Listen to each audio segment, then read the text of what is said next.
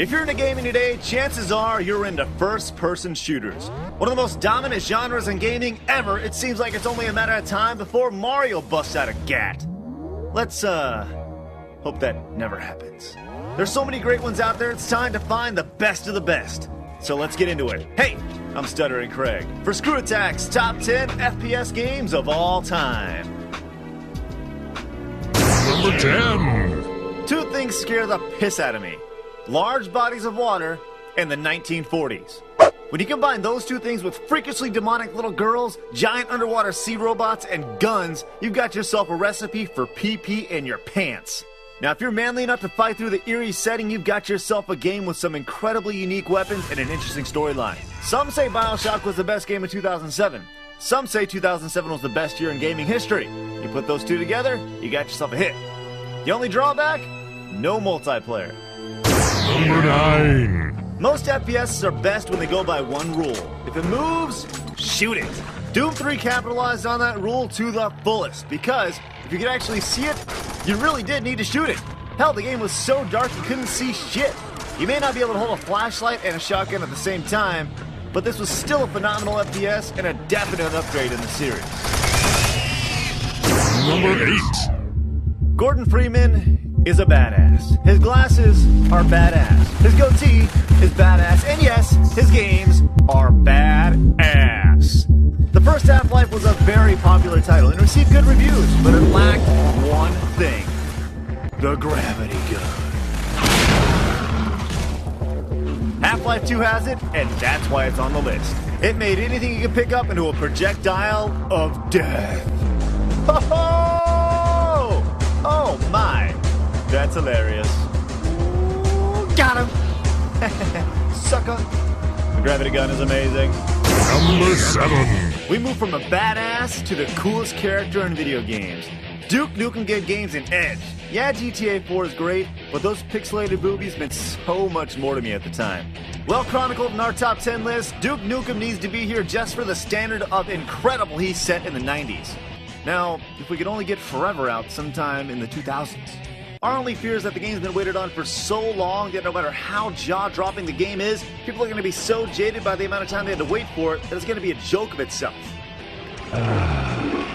Number 6. Sure, it looks like shit, but Counter-Strike is straight up fun. So fun it's still being played competitively.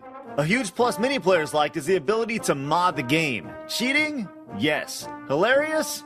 Abso-freaking-lutely. In addition to educating people that you can actually run faster with a knife in your hand, Counter-Strike also played a big role in gamer culture and the fact that it really started to get machinima going. Number 5. A game that firmly entrenched PC gaming as superior in the 90s, Quake was one of the first games that allowed you to go online to beat some ass as opposed to just owning in LAN. How many games can you think of that have actually spurred their own convention that is still going strong today? Why is it still popular? Because it's extremely customizable. So much so that gamers are still making new modded levels and skins. That's crazy. A true trendsetter, some say Quake is John Carmack and John Romero's best game. Others say this is.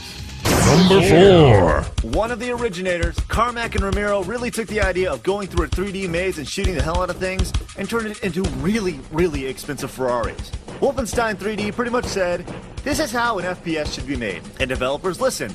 So much so that they made Nazis the enemy in pretty much every FPS game ever. Until our next game. Number 3. Whew, talk about a breath of fresh air. The Call of Duty series, while always solid, took a leap into WoW with number 4. With a wicked story and action that really made you feel like you were part of a war, Call of Duty 4 had a great campaign. But it really excelled where all good FPS excel. Multiplayer. The ability to customize your attributes with perks, then take them online and make noobs your bitches never felt so satisfying. Customizable owning. Hell yes. Sure, BioShock won a lot of Game of the Year awards last year. But what game are you still playing? Exactly. Number 2. You knew Halo would be on the list. But which one? Well, the one that single-handedly put the Xbox on the map. Great controls, an in-depth story, sticky grenades, and the most powerful pistol in gaming history. And oh yeah, it pretty much invented teabagging.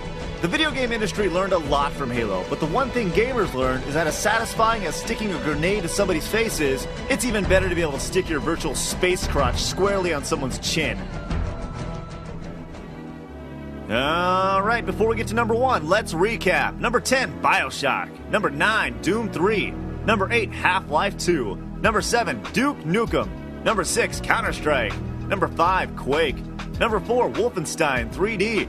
Number 3, Call of Duty 4. And number 2, Halo 1. It's number 1. Sure, there were other FPS on gaming consoles before GoldenEye, but this was the first one that was done right. A game that was so well done we had to include it in this year's Iron Man of Gaming competition. At the time, it was unlike anything that had ever been seen before, and it was the first real glimpse of what was to come for console gamers 10 years down the road. I can't tell you how many hours, days, were spent in front of the TV with friends in multiplayer. It was straight up fun. A game that would make James Bond proud, it was almost perfectly balanced. With the exception of that little bastard Oddjob. If you play with him, you're a bitch.